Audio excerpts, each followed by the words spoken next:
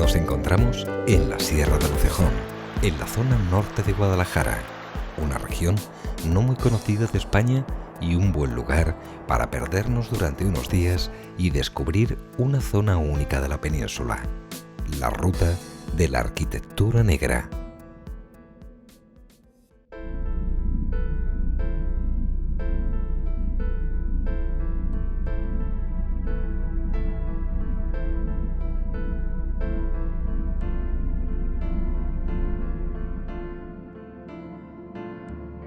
Tamajón es el inicio de nuestro viaje y entrada natural a la ruta de la arquitectura negra.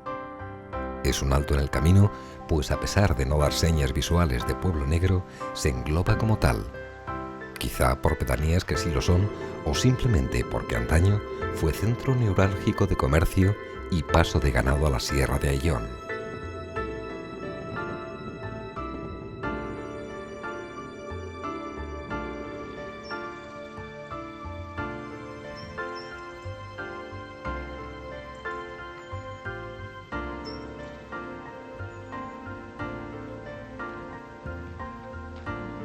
Posiblemente de aquí partieran muchos de los pastores moradores de esta sierra.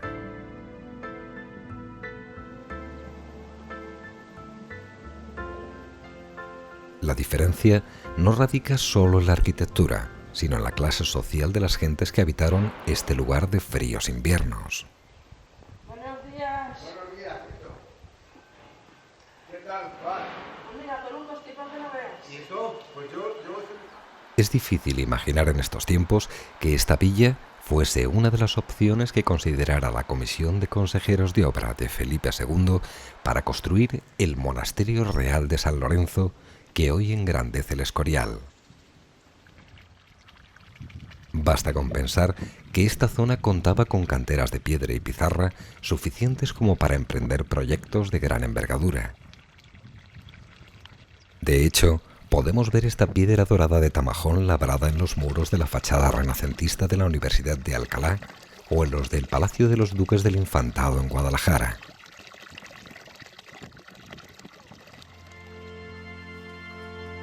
Desde el siglo XIV, Tamajón formó parte de los extensos dominios de la familia Mendoza, y de estos encontramos el Palacio de los Mendoza, construido en el siglo XVI y que hoy alberga el ayuntamiento del pueblo. De la edificación original queda esta fachada plateresca que aún conserva un par de escudos, uno ilegible y el otro de armas de los Mendoza y la Cerda.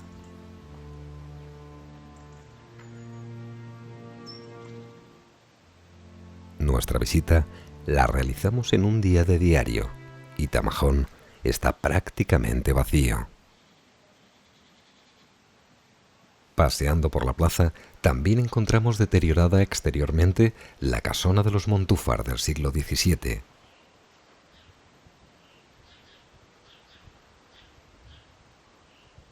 Una familia de origen navarro que tras la Reconquista se extendió por España.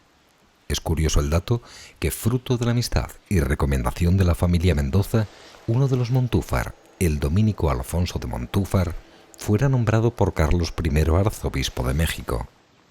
Hoy en día, el apellido está extendido por América Central y da nombre incluso a una provincia de Ecuador.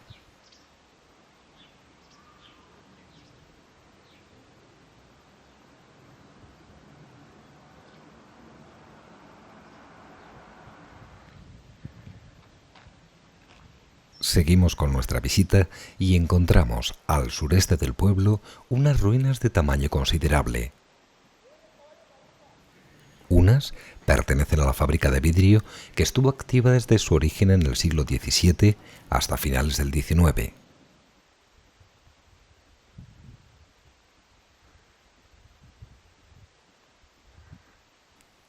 Esta fábrica de vidrio blanco era parte de la industria junto al carboneo y corte y preparación de maderas y fustas para carruajes.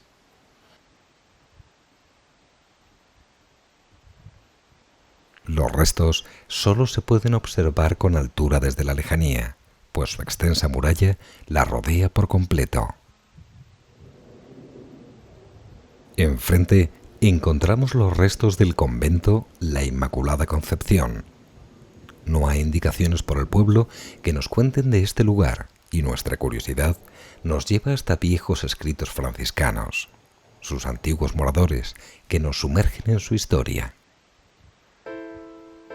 Al morir María de Mendoza, legó a la Orden de los Franciscanos la cantidad de 12.000 ducados con el fin de construir este convento para que sus frailes doctrinasen a las gentes con las que María había convivido cada verano.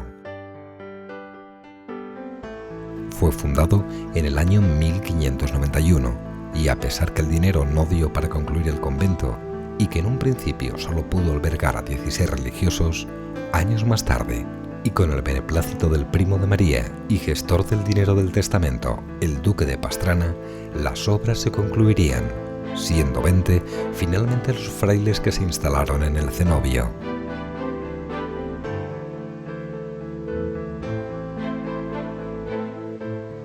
Fue abandonado con la desamortización de Mendizábal en 1835. Después, solo el paso de los años.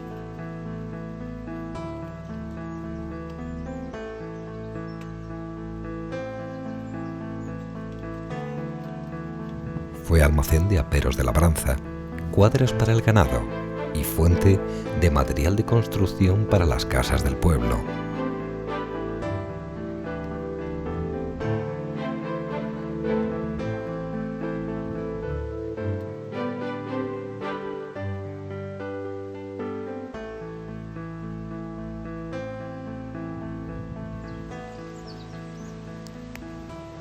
Poco se reconoce en su interior. La naturaleza sigue su camino y apenas se distingue un pozo en el que debió ser el claustro de planta cuadrada.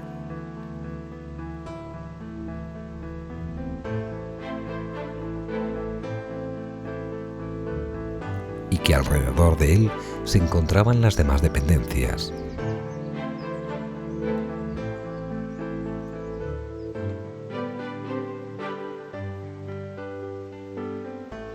De su iglesia solo podemos imaginar la ubicación, así como las tierras que debieron servir de huertos.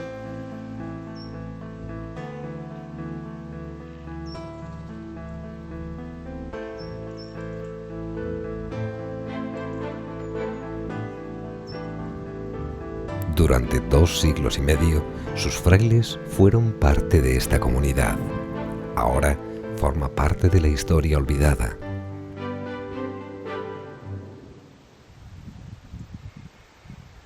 En el extremo norte del pueblo se alza la iglesia dedicada a la Asunción de Nuestra Señora, de origen románico y reformada en el siglo XVI.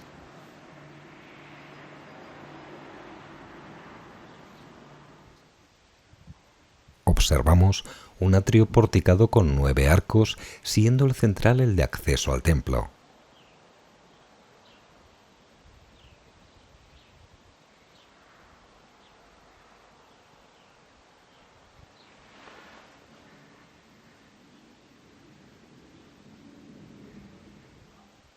Aún se conservan unos canecillos con diferentes caras talladas del siglo XIII.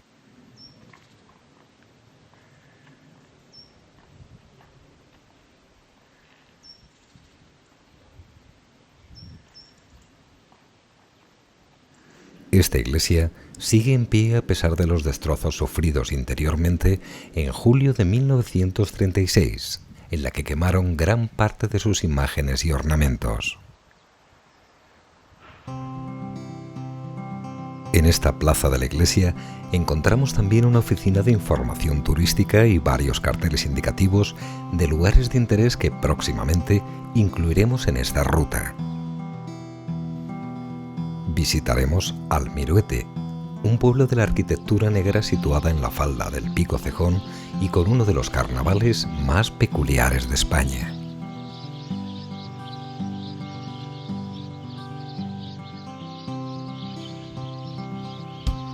Pasaremos una tarde en Sacedoncillo, un pueblo fantasma abandonado desde la Guerra Civil. También haremos una de las excursiones más interesantes, la pequeña ciudad encantada de Tamajón. Pero no podemos abandonar Tamajón sin visitar la ermita de Nuestra Señora de los Enebrales. Allí nos dirigimos. Esta es la carretera que nos llevará a la mayoría de nuestros destinos. A apenas 1 kilómetro encontramos la bifurcación de acceso a los pueblos negros. Dirección Majalrayo, primero atravesaremos la pequeña ciudad encantada de Tamajón. Un paraje impresionante en el que los árboles se funden con la piedra caliza, que erosionada por viento y agua con el transcurso de millones de años, forman un entorno que nos transporta hasta la prehistoria. Realmente no os arrepentiréis si en vuestra ruta dedicáis al menos una mañana a pasear entre estas formaciones rocosas. Un paisaje que difícilmente olvidaréis, tanto es así que ya en el siglo XVI sus gentes decidieron que era el lugar perfecto para la ubicación de la ermita de Nuestra Señora de los Enebrales. Patrona de Tamajón y conocida como La Serrana.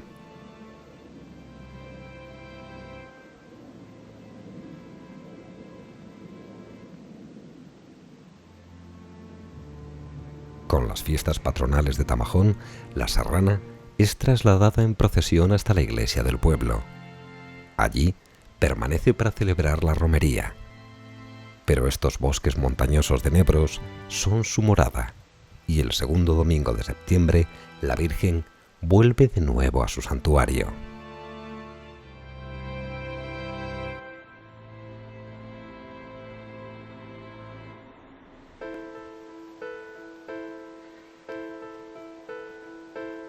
Casi todas las ermitas tienen su leyenda, y en esta cuenta que un sacerdote se vio amenazado por una serpiente gigante, y ante los rezos del cura se apareció la Virgen sobre un enebro, y con su resplandor ahuyentó a la bestia. Este milagro se recordó con la construcción de la ermita. Su puerta siempre está abierta para proteger a los caminantes, aunque una cancela se mantiene cerrada para impedir la codicia.